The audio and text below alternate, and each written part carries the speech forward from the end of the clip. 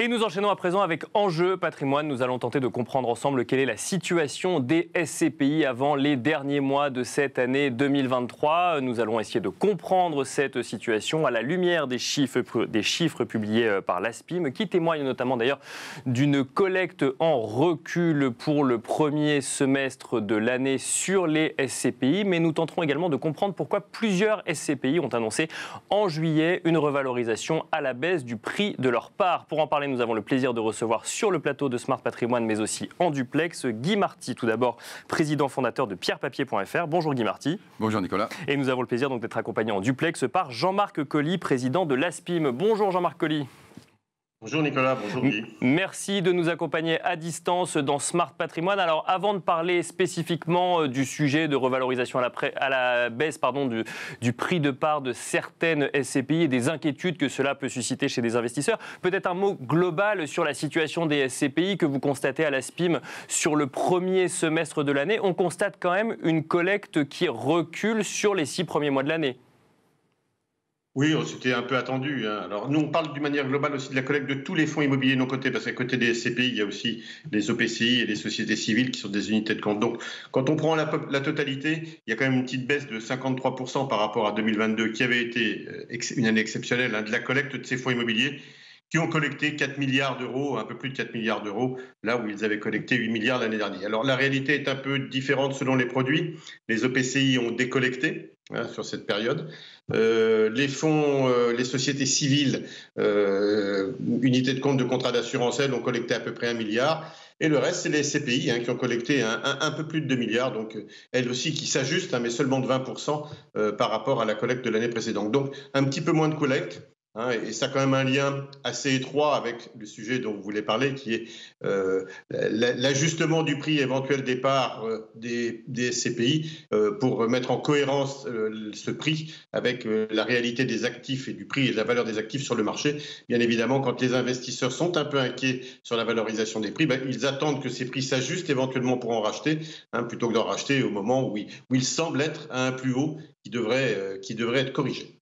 Donc le sujet aujourd'hui, c'est la valorisation des sous-jacents, des actifs immobiliers qui inquiètent les investisseurs. Et c'est ça qui vient expliquer les premières revalorisations de prix de part qu'on a vues en juillet, Jean-Marc Colly ? Alors, l'inquiétude globale du marché, et particulièrement du régulateur, mais français, européen, sur les fonds immobiliers commerciaux, elle ne date pas là de juillet, elle date quasiment de la fin de l'année dernière, où il avait été constaté sur différents marchés immobiliers européens des ajustements de prix d'actifs relativement forts en Angleterre, bien sûr, aux Pays-Bas, en Allemagne. Et la France semblait avoir été épargnée par cet ajustement, ou du moins il n'y avait pas assez de références de marché pour essayer de le quantifier. Donc à la fin de l'année dernière, les valeurs d'expertise des fonds ont globalement été allées à peu près à l'équilibre, légèrement négatif, moins 2, moins 3%, ce qui n'a pas entraîné d'ajustement au début de l'exercice 2023 du prix des parts des CPI et des fonds. Ce n'est pas tout à fait aussi vrai pour les OPCI et les sociétés civiles, puisqu'elles n'attendent pas des valeurs d'expertise annuelles, mais ont des valeurs d'expertise quasiment permanentes. Et elles avaient commencé à s'ajuster dès même à la fin de 2022 et au début de 2023.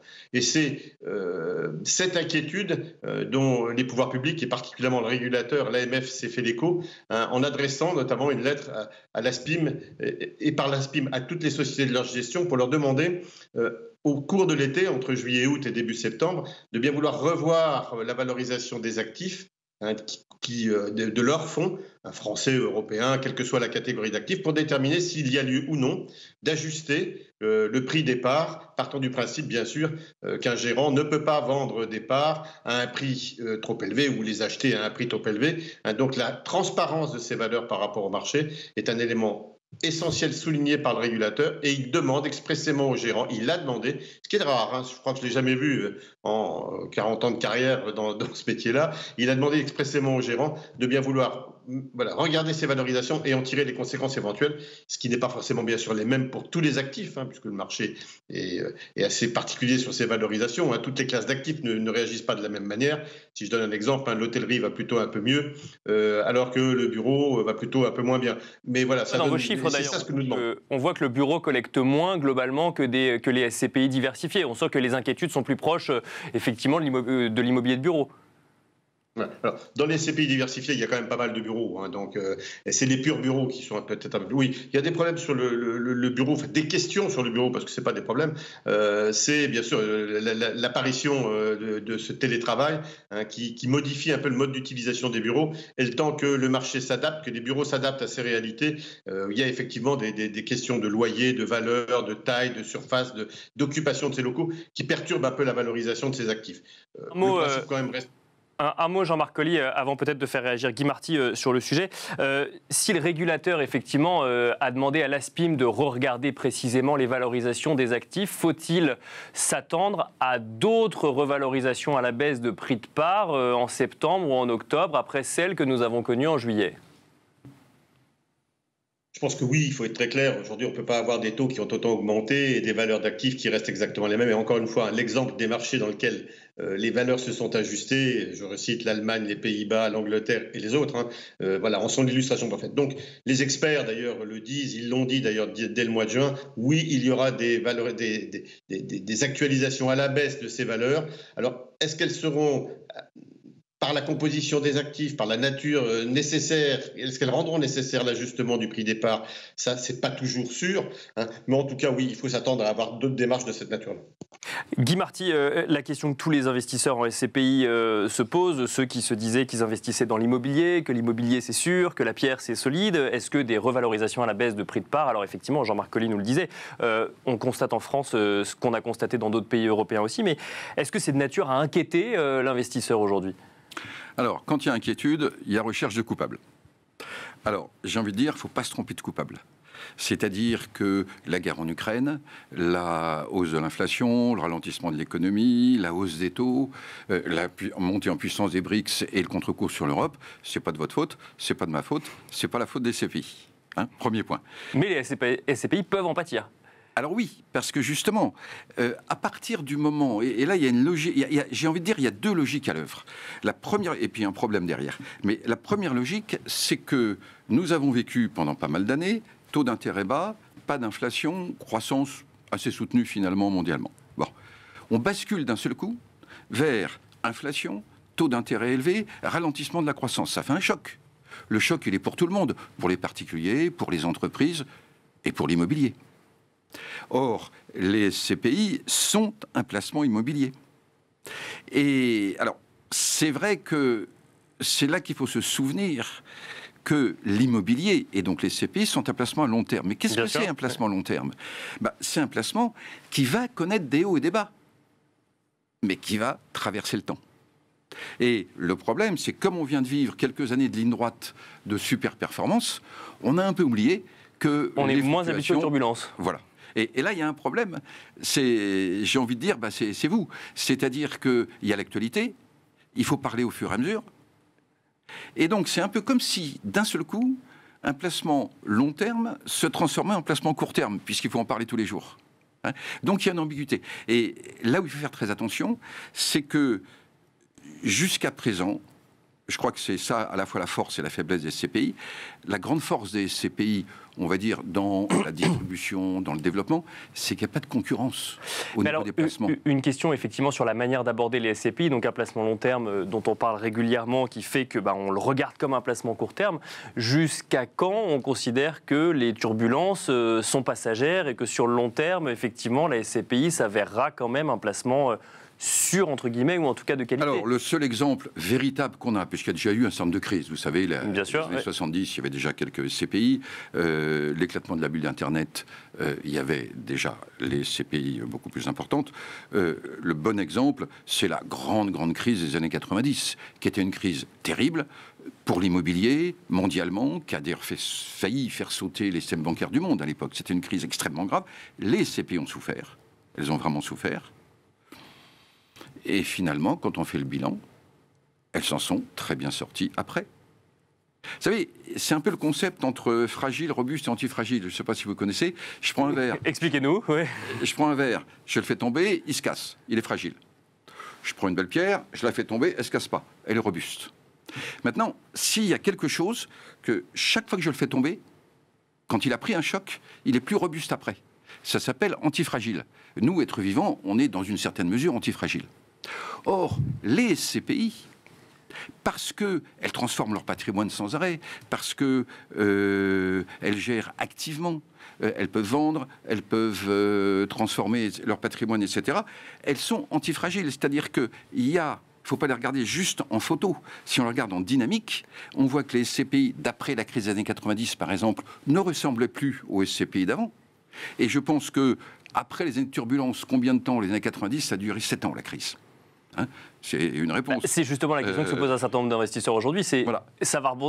Si on part du principe qu'effectivement les SCPI connaîtront de meilleurs jours, combien de temps va durer cette période un petit peu de questionnement sur le sujet? Quand M. Poutine recevra le prix Nobel de la paix, et à ce moment-là, je vous dirais, voilà, là, on aura terminé. Personne ne sait. En revanche, est-ce que j'adapte ma stratégie en tant qu'investisseur? Alors oui, il y a 2 façons de faire. La première façon, quand on est sur un placement long terme, on ne descend pas du train. Pourquoi? Parce qu'on ratera toujours la remontée dans le train. Et ça, c'est la grande leçon de toutes les études historiques. Un peu de court terme, plus un peu de court terme, plus un peu de court terme, ne font jamais les performances des placements long terme que sont la bourse et l'immobilier. Donc, première règle, on ne descend pas du train. On peut arbitrer.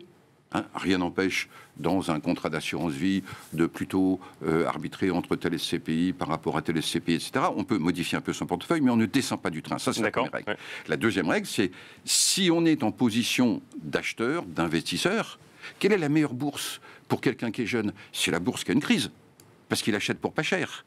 Dans l'immobilier, c'est sûr que ceux qui ont acheté dans les années 95, 96, 97...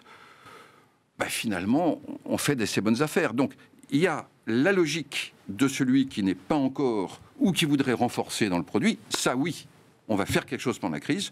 Celui qui était là avant, on ne descend pas du train.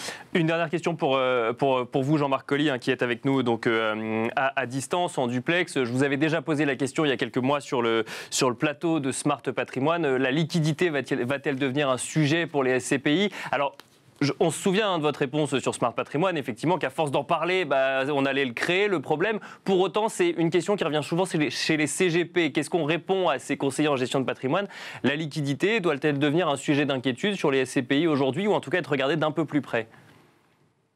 Non, on doit être attentif, mais... et je compléterai un peu ce qu'a dit Guy. On doit être attentif parce que, bien sûr, quand les prix des actifs et les prix des parts sont surévalués par rapport à la perception pour les gens du marché ou par rapport au marché, ils n'en achètent plus. Par contre, d'autres veulent en sortir, même si je suis d'accord avec Guy sur le fait qu'on ne descend pas du train. Et c'est cet afflux de demandes de sortie par rapport à des souscriptions qui sont faibles qui peuvent provoquer une difficulté de liquidité. Donc, à partir du moment où le produit fait la transparence de ses valeurs, qu'il n'offre plus ni d'inquiétude à celui qui veut sortir parce qu'il a pris la baisse dans le prix de ses parts, et qu'il offre une opportunité à celui qui veut entrer, comme souligné Guy, parce que la vérité des prix a été faite, il n'y a pas de raison d'avoir une crise de liquidité. Ce marché fonctionne. D'autant plus que pendant la période pendant laquelle le client reste sur le produit, il y a la question de valeur, mais il y a surtout la question de revenus. Les gens viennent sur ce produit immobilier pour encaisser des revenus. Et si on parle beaucoup, et si on est focalisé aujourd'hui sur la valorisation des parts, ce qui est important, c'est que la distribution résiste, tient et peut même éventuellement progresser avec l'effet de l'indexation sur les loyers. Donc, un compartiment du produit souffre un peu, sa valorisation, c'est temporaire, ça se redressera. Un second qui est la distribution, elle, continue à être effective et même s'améliore un petit peu. Si on tient sur ces deux aspects, transparence des prix et distribution maintenue, il n'y a pas de raison majeure qu'il y ait une crise de liquidité, mais le risque, c'est ne pas s'adapter et conduire les gens à arbitrer parce qu'ils ont la crainte d'une perte sur leur valeur. Merci beaucoup Jean-Marc Colly de nous avoir accompagnés dans Smart Patrimoine. Je rappelle que vous êtes président de l'ASPIM. Merci également Guy Marty, président fondateur de pierrepapier.fr. Et quant à nous, on se retrouve tout de suite dans la troisième partie de l'émission, l'œil du CGP.